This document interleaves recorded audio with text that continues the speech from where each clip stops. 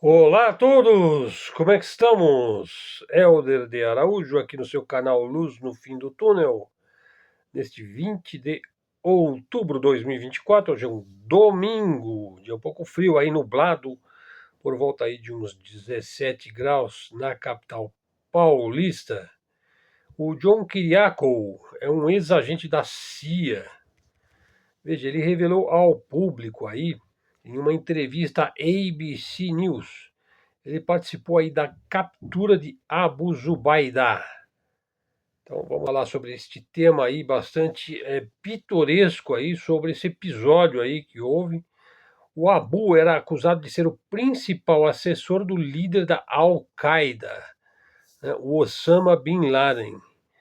E o Kiriakou relatou sobre as torturas que a CIA pratica nos seus porões tenebrosos e secretos, como a gente vê nos filmes, né?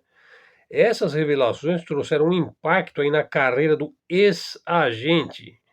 Ele foi expulso da CIA e condenado, se não me engano, a 20 anos. Kiriakou foi um agente de inteligência preso pelo governo dos Estados Unidos por ter, essa foi a acusação, revelado a identidade de um agente infiltrado. Então, hoje, um pouco essas histórias de espionagem aí, que parecem coisas da época da Guerra Fria, mas foram coisas até mais recentes, né? Bom, para nós o que importa é que um cara aí de dentro do sistema comentou aí sobre os bastidores das reuniões, veja só, que tramaram a guerra do Iraque e também a atual guerra de Israel contra os outros povos aí no Oriente Médio de hoje, sobretudo o Irã. Então vamos lançar alguma luz aí sobre esses temas e ver como é que funciona o mundo aí dos serviços secretos, né? Veja, as revelações aí do ex-agente apareceu num podcast norte-americano. Então ele oferece aí uma visão importante do contexto geopolítico atual do Oriente Médio. Então trata-se aí de um segredo obscuro da CIA e também da Casa Branca, né? Bom, essa fonte aí dessa notícia veio de um analista de geopolítica que tem um canal de geopolítica, o dele é um PETA, né? A quem agradecemos aí e damos os devidos créditos. O ex-agente da CIA, o John Kiriakou, ele tinha uma certa importância lá dentro da poderosa agência de espionagem norte-americana, hein? CIA. Ele tinha experiência no Oriente Médio, isso desde antes do 11 de setembro de 2001. Ele tinha participado aí da captura aí de supostos membros ativos da Al-Qaeda, né? Ele teria participado de várias reuniões de cúpula ligadas ao planejamento da guerra do Iraque. Isso nos deu uma ideia aí de qual era o verdadeiro planejamento dos Estados Unidos para o Iraque e depois o Iraque também. Então, lá na CTC, Centro de Contra-Terror, o clima era animado, né? John era um macho beta e tinha as chaves para abrir o portão. Veja, o que é o portão? Veja, cada oficina da CIA é como um cofre, né? Você precisa das combinações certas, dos códigos certos, e você precisa saber isso de cor, né? Porque você está diante da porta e não dá para você consultar um papel, você tem que já ir pondo ali os códigos, né? Bom, e o John relatou assim que ele entrou, né? Para entrar dentro da CIA. Bom, ele entrou, ele já estava dentro, daí apareceu um par de caras aí, começou a elogiá-lo, olha. Aí veio o chefe e disse: Ei, você é uma lenda aqui, hein? O diretor-geral quer te ver, ver se ele estava voltando a casa, né? O John acabava de chegar do Paquistão e estava entrando na poderosa agência de inteligência, hein? Bom, daí ele vai para o escritório de Jim Pavet. Foi sorte, tá com a camisa certa, bem vestido e tal, né? Bom, daí o Pavet lhe elogia, baba-ovo, hein? Olha, o que você fez no Paquistão foi incrível. Nós queremos te dar uma nova posição aqui na agência. Você precisa ser o chefe de inteligência na unidade de Osama Bin Laden. Ofereceu para ele. Bom, ele deveria derrotar aqueles molengas, né? Os que forneciam informações à Al-Qaeda. Ele teria de identificar os vendidos, os traíras da CIA. Veja, uma tarefa difícil aí, hein? Bom, e o John entrou nessa aí por umas 6 semanas. O chefe do John, lá no Paquistão, o John ascendeu, o chefe também ascendeu, né? Por sua vez, com o prestígio pela captura de Abu Zubaydah. Foi promovido, o chefe dele foi promovido para diretor-geral associativo. Eles estavam ascendendo aí os degraus, hein? Os andares daí da CIA. Quanto mais alto o andar, mais alto é o seu cargo, né? Então o John conversa aí com o seu chefe, né, que agora é diretor-geral associativo, e daí ele diz, né: "Olha, você vai para o 7º andar, John Kuriako. Você agora é um assistente executivo". Bom, então o John tinha deixado a oficina de contra-terrorismo para ir para o andar executivo, hein. Subia na vida e galgava aí degrauzinhos complexos da CIA. Muito bem. O primeiro dia no trabalho foi no domingo seguinte. Aí o John pergunta: "Olha, o que estamos fazendo aqui?" O chefe responde: "Olha, não posso te dizer. Você tem que ir para o quarto XYZ", lá tinha um número lá no 7º andar. "Você deve assinar alguns documentos e depois você vai saber, né?" Bom, e daí o John vai para o 7º andar, bate a porta, o cara que ele só viu de relance na vida alguma vez ali na CIA diz para ele entrar, né? E diz: "Você é o novo assistente executivo? Uau, você fez um bom caminho para si mesmo, hein, John?" John responde: "Sim, eu tive sorte. O Paquistão foi bastante positivo para mim. O que nós vamos fazer aqui?" Ele diz: "Olha, assine isso aqui primeiro, hein?" E o John assina 6 papéis diferentes, 6 calhamaços, né? Basicamente dizendo que ele nunca vai revelar nada, que ele é um homem da CIA, um homem da inteligência, um patriota e tal. Bom, a menos que o assunto seja desclassificado e ele seja autorizado a divulgar, né? Em seguida explicam para ele: "Olha, John, é o seguinte, nós estamos em maio de 2002. No ano que vem, fevereiro de 2003, nós vamos invadir o Iraque e nós vamos acabar com Saddam Hussein. Nós vamos abrir a maior base da Força Aérea do mundo, né? Nós vamos nos mover para fora da Arábia Saudita e acabar com Osama Bin Laden." Bom, então vamos entender. A primeira coisa a se destacar aqui é que a ideia principal sobre invadir o Iraque, na verdade, era realocar a presença militar americana das bases americanas na Arábia Saudita, de realocar, deslocar para o Iraque. Bom, isso até para melhorar a imagem de potência estrangeira que ocupa a Arábia Saudita, que é um parceiro aí petrolífero, né? Também lá onde ficam as áreas sagradas lá do Islão, né? Onde fica Meca, né? Bom, então houve uma preocupação aí com a visão do mundo islâmico em relação aos Estados Unidos. É engraçado que a agência se preocupe aí com a opinião pública, né? Pois havia uma divisão política interna dentro do governo americano. Veja, os militares, a CIA e o Departamento de Estado. Bom, aqui no Brasil, o Departamento de Estado seria o equivalente ao nosso Ministério das Relações Exteriores, né? Bom, então aí os militares, fala-se Pentágono, né, a CIA e o Departamento de Estado se opunham ao ataque ao Iraque. Era, portanto, uma decisão que vinha de cima para baixo, sem uma consulta, hein? Vinha do secretário de Defesa, o poderoso Donald Rumsfeld, e do vice-presidente Dick Cheney, vice do então presidente dos Estados Unidos, George Bush Filho, né? Os dois Jázaros aí, o Donald Rumsfeld e o Dick Cheney, mandavam e desmandavam em Bush. Veja, o verdadeiro presidente, de fato, era o Dick Cheney, né? Veja, então as decisões de caráter, vamos dizer, estratégico dos Estados Unidos eram feitas por Dick Cheney e não por George Bush, né? Um indivíduo assim um pouco apagado, um pouco diferente do seu pai, né? O George W. Bush, que foi diretor, poderoso diretor da CIA, né? O Bush filho, ele era um líder assim desprovido de qualquer capacidade de liderança ou sagacidade para o cargo, né?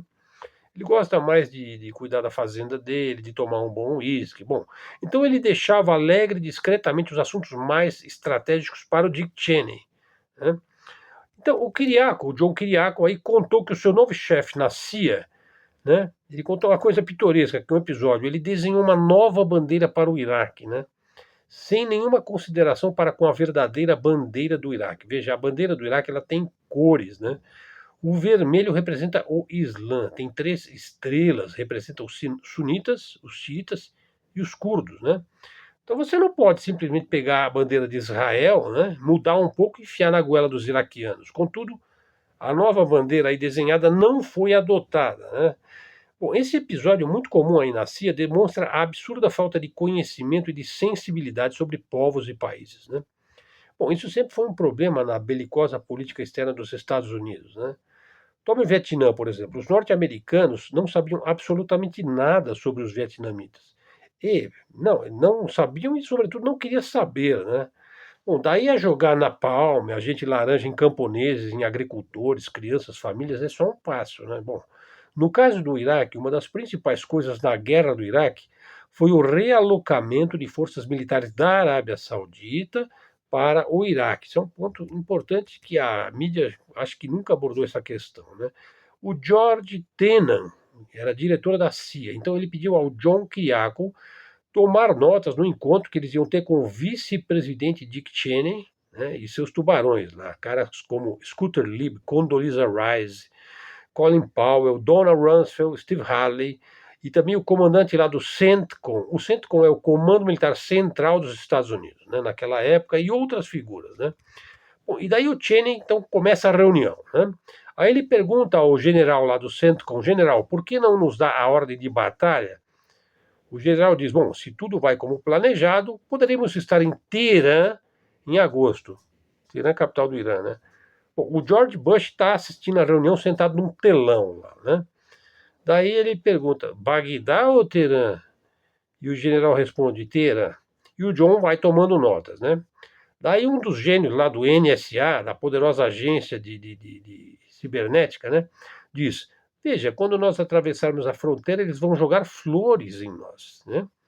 Veja, o encontro acaba, o John volta para o escritório do diretor-geral e pergunta, você sabia que nós íamos invadir o Irã? Ele diz: ó, eles estão falando sobre isso daí. Ah, sim, eles disseram que nós poderíamos estar no Irã em agosto. Daí o chefe disse: escute, nós não estamos invadindo o Irã. Esses caras e os políticos, eles não sabem, eles não conhecem o Oriente Médio. Nós não vamos invadir o Irã. Eles falam sobre isso daí como uma forma de desinformação plantada por nós aqui da CIA.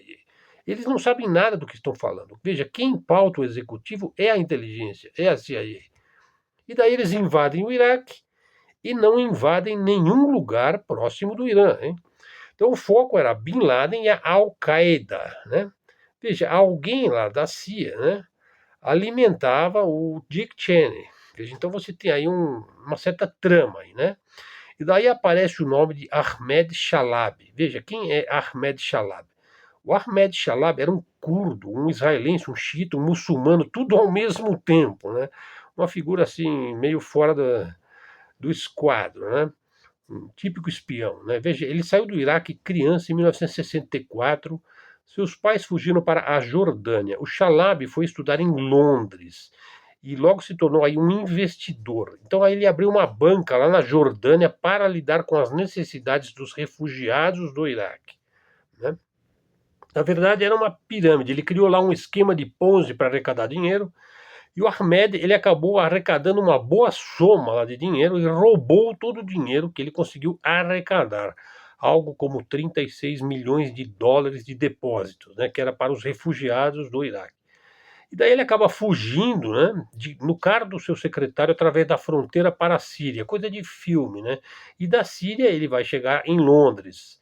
E daí na Jordânia emitiram um mandado de prisão para o Shalabi. Ele foi pego no caminho, pegou 30 anos de prisão. Bom, mas o Shalabi, ele tinha os seus pauzinhos, né? E daí ele pôde ser, digamos, ajudado aí pelos neocons do Partido Republicano, pelo poderoso Dick Cheney, né? E o Donald Rumsfeld, né? Bom, ele convenceu, ou já estava previsto, que ele poderia unir o Iraque em torno dos objetivos dos Estados Unidos. Ele poderia ser o próximo presidente do Iraque. Aí que tá. Os Estados Unidos deveriam colocar o Shalabi como presidente do Iraque. Veja, lembrando, veja, após a primeira guerra do Golfo, quando era o pai, o George Bush pai, né? A CIA tinha informação de que o George Bush pai uma vez mencionou o Shalabi em algum momento como alguém que poderia ser usado em algum momento pela inteligência, porque o George Bush pai era um homem da inteligência, né? Então a CIA já conhecia o Shalabi, sabia que se tratava de um ladrão habilidoso e um farsante aí bastante eficiente, né? Bom, então o dinheiro arrecadado aí para o Congresso Nacional do Iraque, né, dinheiro aí que o Shalabi aí arrecadou, desapareceu, né? Bom, e depois disso, como se não fosse suficiente, é, 6 milhões de dólares da própria CIA também desapareceram. E aí a CIA enquadrou o Shalabi, né? Só que o Shalabi, ele tinha aí suas cordinhas com os neocons, né? Veja, pessoal, já fiz 2 vídeos sobre o movimento neocon, hein, e o poder que esse pessoal aí do lobby sionista tem dentro dos Estados Unidos, né? Lá do Deep State. Bom, daí então o Chalabi alfinetou aí uns bonecos aí com alfinetes, né? E de repente o Saddam Hussein passou a ter problemas, né? É aí que aparecem as armas de destruição em massa, né? Aparece Saddam vai atacar o Kuwait, Saddam vai atacar os sauditas, Saddam vai atacar a base militar americana na Jordânia, Saddam vai atacar a base militar americana na Turquia, Saddam vai explodir a Casa Branca, Saddam vai sodomizar Bush filho, etc, etc, e por aí vai, né? Não crescendo a série da inteligência plantada ali, né? Pelo próprio Chalabi, né? E pelos neocons. Bom, e daí o John Kiriakou foi até o Dick Cheney e explicou, olha, esse cara, esse Chalabi, ele é um mentiroso conhecido e um fraudador, veja, ele é um completo vigarista, ele foi falar para o Dick Cheney, veja. Daí então o Dick Cheney começou a despachar aí através do conteúdo de um certo relatório, um certo documento classificado, aí um DODIR, né? E ali constava no documento armas de destruição em massa, etc. Já estava tudo pronto, né? Qual a fonte desse relatório? Bom, e daí o John fica sabendo, o Kiriakou, né, e fala com o Pentágono, olha, eu estou olhando aqui para o DODIR, né, o relatório aí, 8631, qual é a fonte desse relatório? O cara do Pentágono disse, olha, nós não temos liberdade de compartilhar isso com você. Aí o John diz, ei, eu sou o John Kiriakou, da CIA, você tem que compartilhar isso daí comigo agora, essa informação aí é do Chalabi, blá, blá, blá, blá, blá, né? A realidade é que foi o Pentágono que usou essa falácia para justificar o ataque no Iraque. Tudo naturalmente falso, né? Veja, e o documento não mencionava o Irã, porque o Irã é algo muito maior e muito mais estratégico do que o Iraque, né? Então aí os americanos chegam ao ponto de propagar, né, para os seus soldados aí que os iraquianos celebrariam a queda de Saddam Hussein, né? Veja, eles plantam aí que os iraquianos iriam receber os americanos como se fossem heróis, né? Falando assim, parece que tudo é pensado no sentido aí do New York Times, ou do Washington Post, né? Transformar o leitor americano num completo nécio, né? Descerebrado, né? Veja, a verdade é que os americanos, eles querem se ver, eles precisam se ver como heróis, como libertadores, né? Sendo que na prática são flagelos, né? Latrocidas, genocidas, eis o termo mais apropriado, né? Bom, fazia parte do plano, né? Do plano não dito, como dissemos, que em menos de um ano estariam marchando na capital do Irã inteira. Bom, toda essa vontade aí, essa animosidade da parte dos Estados Unidos veio em parte dos anos 90, né, quando da queda da União Soviética, né?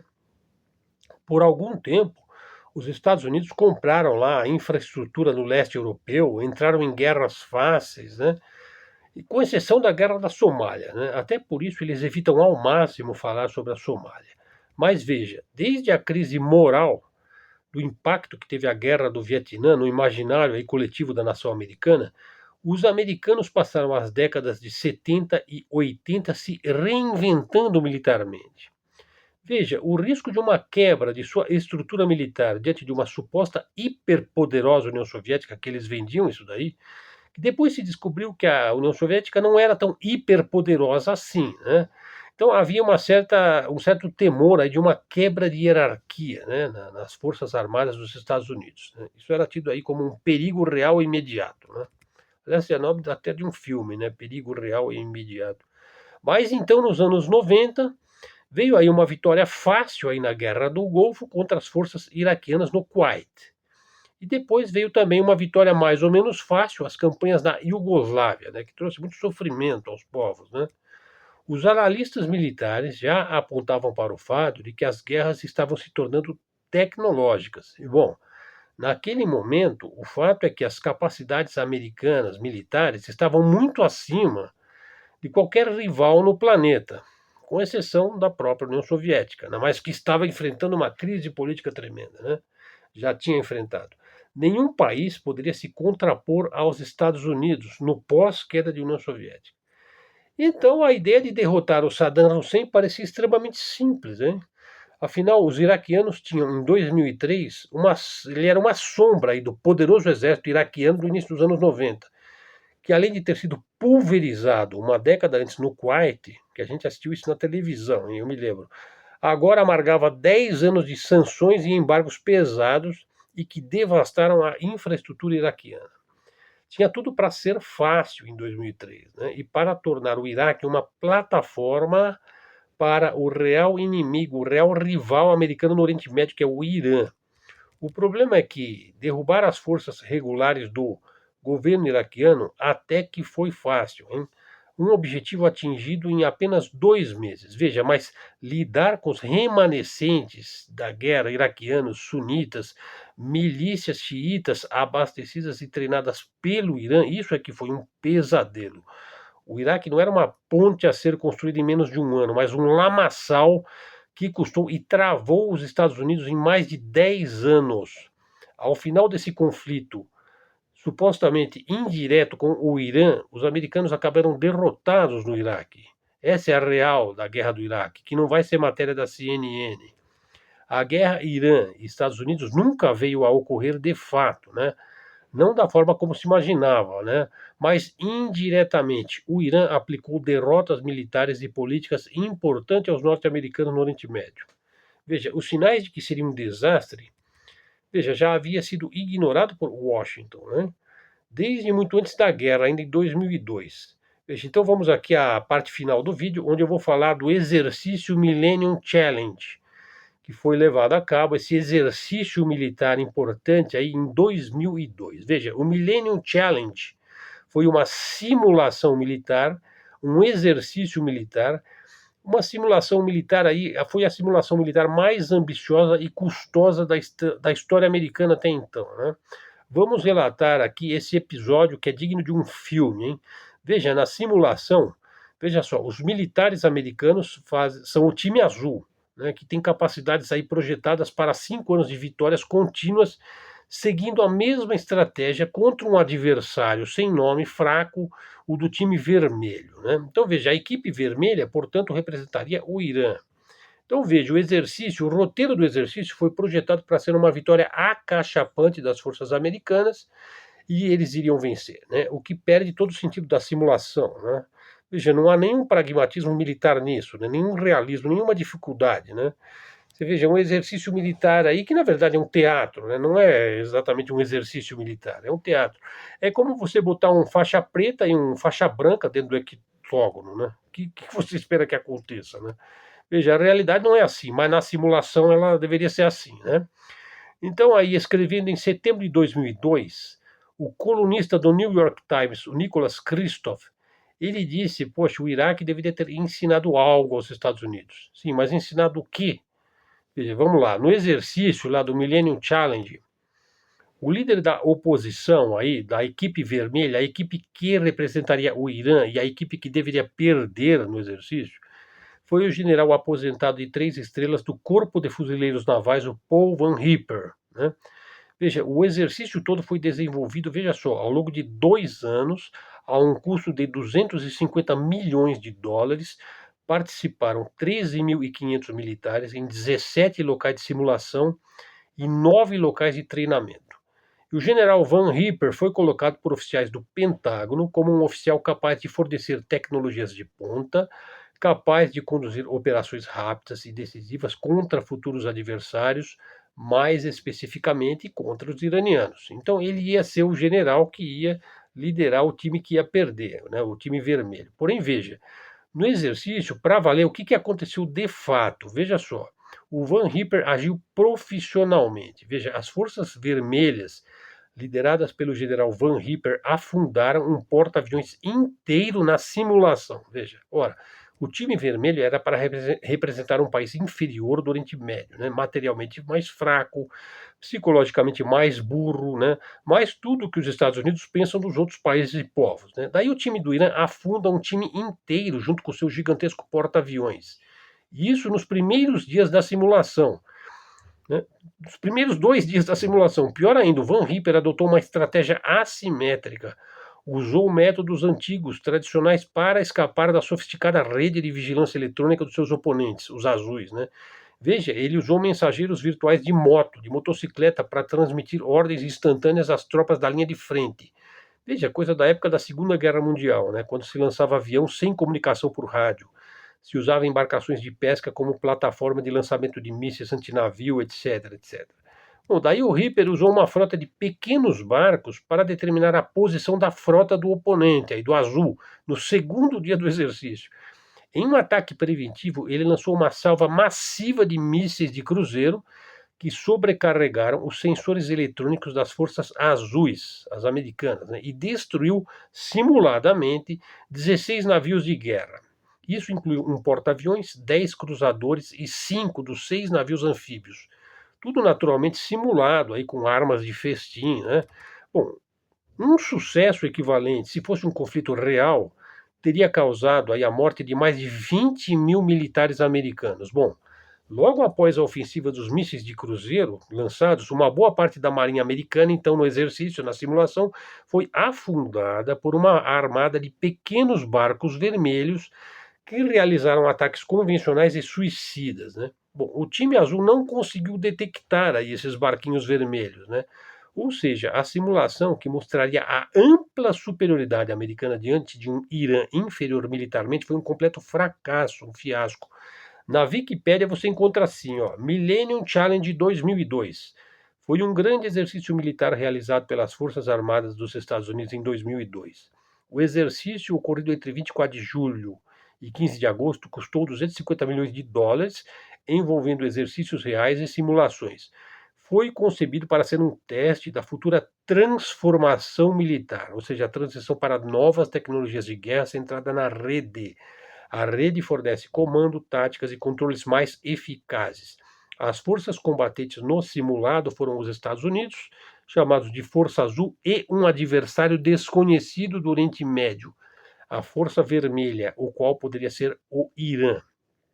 Bom, a surra que os azuis tomaram aí entrou para os anais das maiores piadas militares da história americana. O exercício foi suspenso no segundo dia, os navios azuis foram resgatados e as regras de combate foram totalmente alteradas. O general Peter Pace explicou a mudança assim: você me mata no primeiro dia, eu fico ali fazendo o quê? Sentado pelos 13 dias seguintes sem fazer nada. Ou você me coloca de volta à vida e obtém mais 13 dias de experimentos. Qual a melhor maneira de fazer? Após a redefinição, os dois lados receberam ordens para seguir os planos de ação pré-determinados aí no roteiro, né? Ou seja, o jogo foi de cartas marcadas, foi bichado, né? Depois que os exercícios foram reiniciados, os participantes seguiram um roteiro elaborado e garantiram uma maravilhosa vitória da Força Azul, né? Bom, por falar em Wikipédia, né? Você veja, você encontra muita informação boa na Wikipédia, né? Veja, é a maior enciclopédia do mundo, né? Só que a ONG aí que administra a plataforma, veja, recentemente ela mandou uma porção de administradores aí de alto nível da Wikipédia embora, eles pediram demissão, né? Tendo em vista que, segundo os gênios lá da ONG, a enciclopédia tem que ser mais inclusiva, né? Ela precisa ser politicamente correta, ela tem que ser mais woke, mais desperta, né? Protetora dos direitos humanos, da justiça social, do sexo dos anjos, da tartaruguinha silvestre, e por aí vai, né? Bom, então a Wikipédia você pode encontrar coisas fantásticas e também coisas aí politicamente corretas que você deve evitar, né? Mas eu cito geralmente como fonte quando temos boas fontes por lá, né? Bom, então hoje foi um vídeo aí mais pitoresco para mostrar essas, enfim, essas barbeiragens aí, né? Que os Estados Unidos comete e se vende sempre como o campeão da cocada branca, da cocada preta e tudo mais, né? Então a gente hoje vai ficando por aqui, né? Nosso canal aqui de livre expressão, de livre comunicação, canal da mídia alternativa, da mídia independente, né? Verifique aí se você está seguindo o canal. Se não está seguindo, verifique se está seguindo. Já segue, né? Dá o seu like aí, o sininho. Ok, pessoal? Se quiser ajudar o canal, tá aí o Pix na descrição do canal. Então hoje ficou um vídeo aqui mais pitoresco aqui para o domingo. Amanhã vou entrar num assunto realmente muito forte, falar sobre Taiwan e tentar desvendar aí, falar a verdade, né, e tirar toda essa fantasia aí da mente, enfim, dessa mente aí cheia de ideias, né, sobre a guerra de Taiwan e tudo mais, né? Não é bem assim que as coisas funcionam no mundo real, né? Ele não é o mundo da propaganda, o mundo da contra-informação, o mundo da inteligência implantada, né?